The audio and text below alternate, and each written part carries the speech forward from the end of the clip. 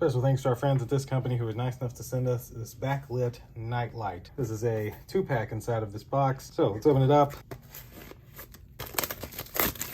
and slide it on out. Here we have a little instruction booklet, and then these are the lights here. So you can see, got a little company name there. Just plug right into a standard outlet right here, and you have either auto, off, or night. And then this button takes the brightness higher and lower. These are great because since the light is behind it, as you can see, it's not as bright as if the front was like shining with light. So this makes for 3 a.m. walks through the hallway a lot better than a bright light on the front. Let's take one of these and show you what it looks like.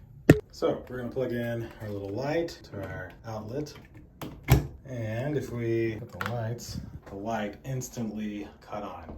Now, as I mentioned, you can take the brightness down. So that is the lowest brightness. And then if we go, that's the highest brightness. And wow, let me actually widescreen this.